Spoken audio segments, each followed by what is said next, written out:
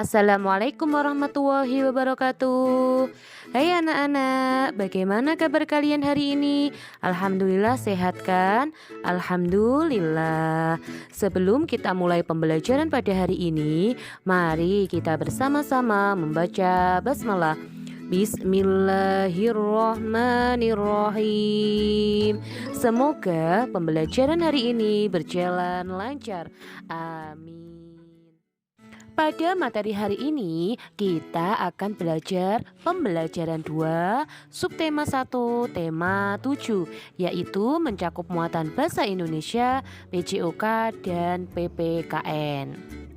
Mari kita belajar materi yang pertama, yaitu bahasa Indonesia KD 3.6 dan 4.6. Pada materi bahasa Indonesia kali ini, kalian akan belajar tentang bagaimana cara membuat tahu. Secara umum, tahu yang dijual di pasaran masih banyak yang dibuat dengan cara tradisional. Bahan-bahan yang digunakan pun untuk membuat tahu terdiri atas kacang kedelai, garam, air bersih, dan air biang tahu. Air biang tahu ini merupakan air sisa dari pembuatan tahu yang sudah berumur 1-2 hari. Proses penggumpalan pada tahu ini menggunakan asam cuka atau asam asetat yang memiliki pekat sekitar 98-99%. Lalu bagaimana cara membuat tahu? Pertama-tama, kedelai ditimbang dan dicuci hingga bersih. Kemudian, kedelai direndam dalam air yang bersih dengan tujuan agar kedelai mengembang dan lebih mudah untuk digiling. Perendaman ini dilakukan sekitar 4-10 jam. Saat digiling, kedelai ini ditambahkan sedikit air agar menghasilkan tekstur yang halus seperti bubur. Kemudian kedelai yang sudah halus dimasak ke dalam tungku yang besar hingga mendidih. Selama proses pemasakan perlu ditambahkan air dan diaduk agar tidak berbuih. Adonan yang sudah matang kemudian disaring dengan kain saring tahu dan diperas. Cara ini akan menghasilkan ampas tahu. Tahu yang sudah disaring ini berbentuk seperti sari kedelai. Selanjutnya ditambahkan larutan pengendap atau air biang tadi. Cara menambahkan air biangnya yaitu dengan cara sedikit demi sedikit dan diaduk secara perlahan. Setelah proses penggumpalan, air asam tersebut dibuang dan adonan tahu bisa dicetak. Proses pencetakan ini dilakukan dengan menggunakan kain saringan tahu dan diperas agar tahunya padat. Lalu untuk menghasilkan tahu yang berwarna kuning seperti tahu Bandung, maka proses pembuatannya ketika direbus dengan menggunakan air rebusan kunyit yang ditumbuk. Nah anak-anak, ampas tahu ini juga mengandung protein dan tidak kalah bergizi dengan sari kedelai. Untuk itu, kini banyak yang memanfaatkan ampas tahu menjadi olahan kerupuk atau diolah menjadi oncom merah. Sekarang silahkan kalian simak video berikut ini bagaimana cara membuat tahu dengan menggunakan cara tradisional.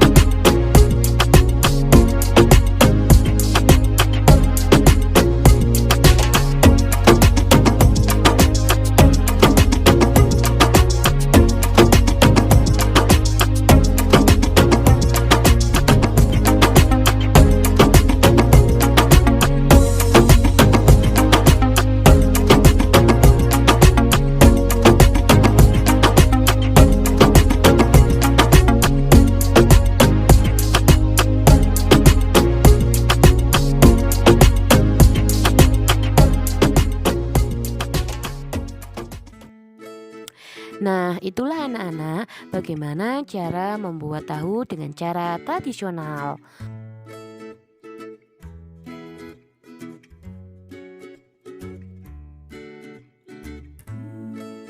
Selanjutnya kita akan belajar materi PJOK KD 3.7 dan 4.7. Pada materi PJOK kali ini, kalian akan belajar tentang gerak dasar mengambang. Gerak pertama yang harus dilakukan saat berenang adalah gerakan mengambang. Mengambang merupakan salah satu gerak dasar dalam berenang. Dara, Dina, dan Siti menuju kolam dangkal. Mereka belajar berenang harus di kolam yang dangkal. Mereka mulai melakukan latihan dengan cara mengambang. Latihan mengambang dilakukan dengan cara tangan memegang papan seluncur atau ban renang. Lalu, posisi tubuh berada di atas permukaan air dan kaki digerakkan sambil mengayun. Nah anak-anak, pada gerakan dasar mengambang ini kalian dapat praktekkan ketika kalian sedang berenang. Tapi ingat ya anak ya, tetap dalam pantauan orang tua kalian biar lebih aman. Selanjutnya kita akan belajar materi PPKN KD 3.3 dan 4.3. Pada materi PPKN kali ini, kalian akan belajar tentang menghargai perbedaan. Dara, Dina, dan Siti selesai berenang. Mereka merasa lebih segar setelah berenang. Sebelum pulang, mereka mampir untuk membeli makanan dan minuman di rumah makan dekat kolam renang. Mereka memesan makanan dan minuman kesukaan masing-masing. Dara memesan bakso dan jus jambu. Dina memesan soto dan jus alpukat. Sedangkan Siti memesan mie ayam bakso dan es jeruk. Dara, Dina, dan Siti selalu rukun meskipun mereka memiliki makanan dan minuman kesukaan yang berbeda. Mereka tidak membedakan satu sama lain. Mereka sadar bahwa setiap orang memiliki kebiasaan dan kegemaran yang berbeda-beda. Perbedaan tersebut merupakan bagian dari keberagaman yang harus dihormati dan juga harus dihargai agar tercipta kerukunan. Sikap memahami dan menerima perbedaan kesukaan atau kebiasaan sesuai dengan pengamalan Pancasila sila ketiga yang berbunyi Persatuan Indonesia. Lalu, bagaimana cara menyikapi perbedaan karakteristik individu di sekitar kita? Cara menyikapi perbedaan karakteristik individu di sekitar kita yaitu dengan cara tetap menghargai dan menghormati setiap perbedaan tersebut dan hidup rukun dengan tanpa membeda-bedakan. Nah anak-anak, jadi jika kalian dan teman-teman kalian memiliki hobi atau kegemaran dan juga makanan yang berbeda, kalian tetap harus saling menghargai dan memahami satu sama lain ya nak ya. Karena sikap tersebut merupakan sikap persatuan. Alhamdulillah materi pembelajaran 2 subtema 1 tema 7 sudah selesai. Semoga ilmunya bermanfaat. Amin. Wassalamualaikum warahmatullahi wabarakatuh.